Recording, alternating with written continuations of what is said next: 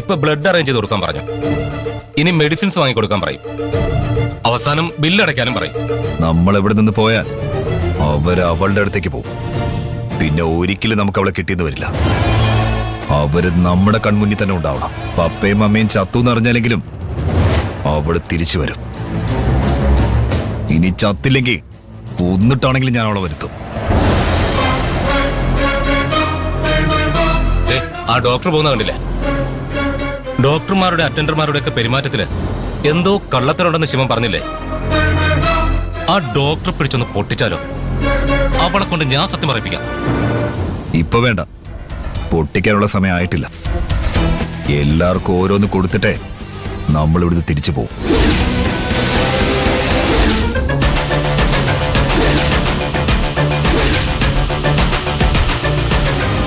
മേരിയും കൊണ്ട് അവരെന്താ വരാത്തത്?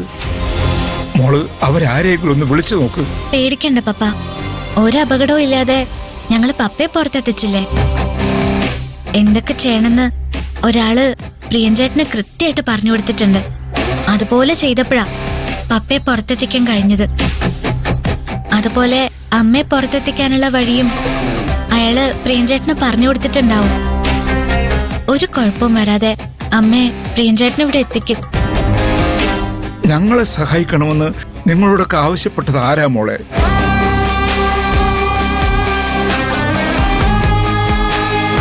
മേരിക്ക് വല്ലാത്ത ശ്വാസം മുട്ടല്. ഞാൻ കുറെ നിർബന്ധിച്ചപ്പോഴാ ഡോക്ടറെ അടുത്ത് കൊണ്ടുപോകാൻ ശിവൻ തയ്യാറായത്. ഡോക്ടർ എഴുതി തന്ന ടെസ്റ്റുകളൊക്കെ ചെയ്ത് റിസൾട്ട് കിട്ടിയപ്പോൾ ഇരുട്ടി. തിരിച്ചു പോകുന്ന വഴി വണ്ടി നിർത്തി ശിവനും ഗുണ്ടകളും പുറത്തിറങ്ങി. കള്ളു വാങ്ങാൻ പോയതാ. അപ്പോഴാ മടിയിൽ ഒരു എഴുത്ത് വന്ന് വീണത്.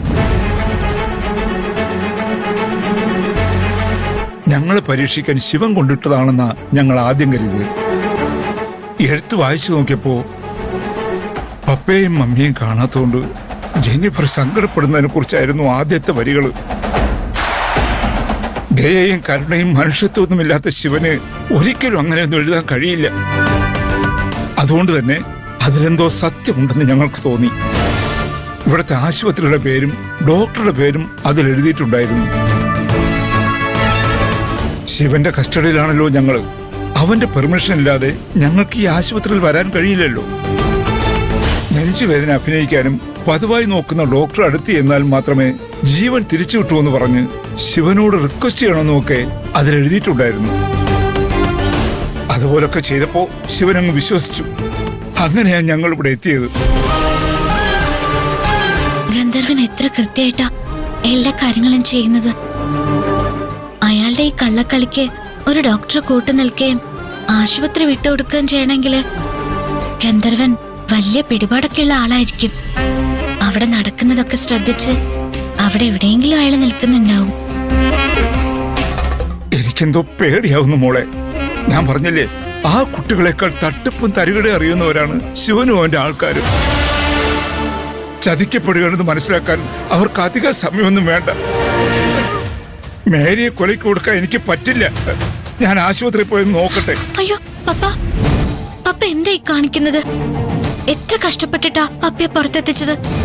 എന്നിട്ട് വീണ്ടും തിരിച്ചു പോവാന്ന് പറഞ്ഞ കള്ളക്കളികൾ തിരിച്ചറിഞ്ഞ് പ്രിയൻചേട്ടനെയും ജയന്തി ചേച്ചിയൊക്കെ ശിവൻ ഉപദ്രവിക്കാൻ ശ്രമിച്ച ഗന്ധർവൻ നോക്കി നിൽക്കൊന്നുമില്ല, അവരെ തടയും.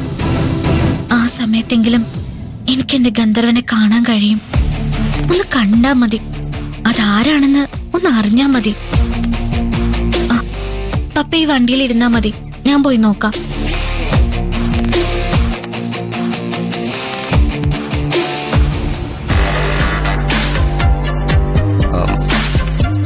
ശിവ, ഓപ്പറേഷൻ ചെയ്യാൻ വേണ്ടിയല്ലേ നമ്മള് ബ്ലഡ് റെഡിയാക്കി കൊടുത്തത്? എന്നിട്ട് അയാളെ എന്താ ഓപ്പറേഷൻ തിയേറ്ററിലേക്ക് കൊണ്ടുപോകുന്നത്? അയാൾ ചത്തോ? ഞാൻ പോയി നോക്കിയിട്ട് വരാം.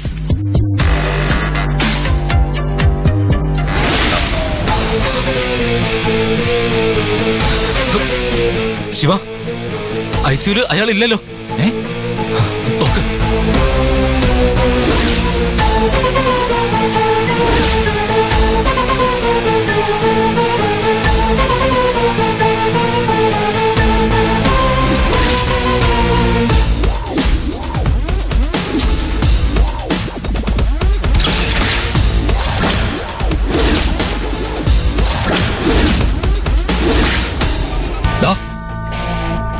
എല്ലാവരും ചേർന്ന് നമ്മളെ പറ്റിച്ചതാ. വിടരുത് അവരെ. വാ. വാടാ, വാടാ.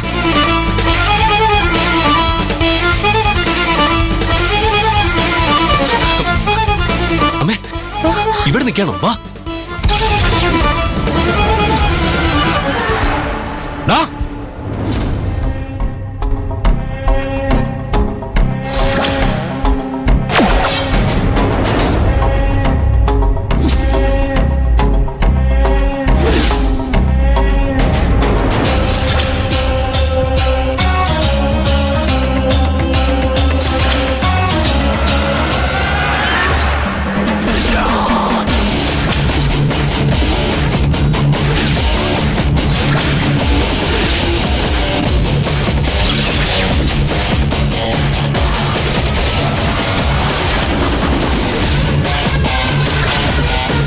ഡാ, നിക്കടാ.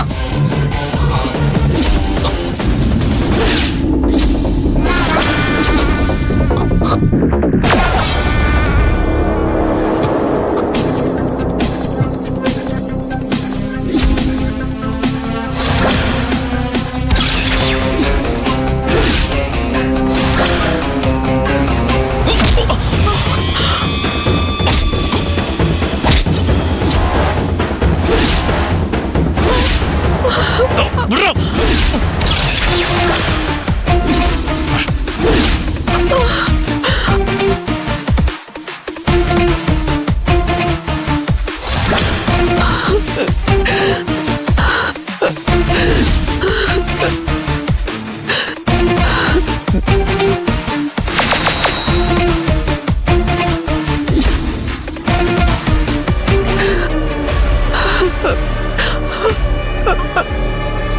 എന്തോ തട്ടിപ്പൊട്ടെന്ന് എനിക്ക് അപ്പോഴേ തോന്നിയതാ.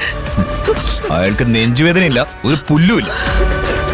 ഇങ്ങനെ ഒരു തരികിട കളിച്ച് നിങ്ങൾ ഈ ഹോസ്പിറ്റലിൽ വന്നത് ജെനിഫറിനെ കാണാനാ. എവിടെ അവള്? ശിവ,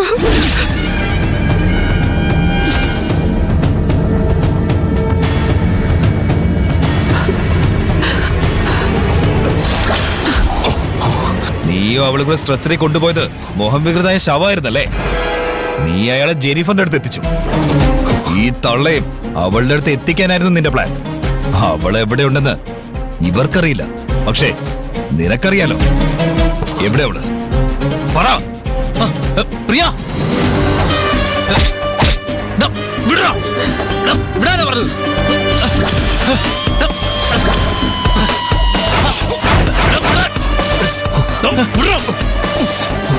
പറയുന്ന നിനക്ക് നല്ലത്. ഇല്ലെങ്കിൽ നിന്റെ കഴുത്തരിഞ്ഞ് ഞാൻ ഇവിടെ ഇടും. പറയാനല്ലേ പറഞ്ഞത്?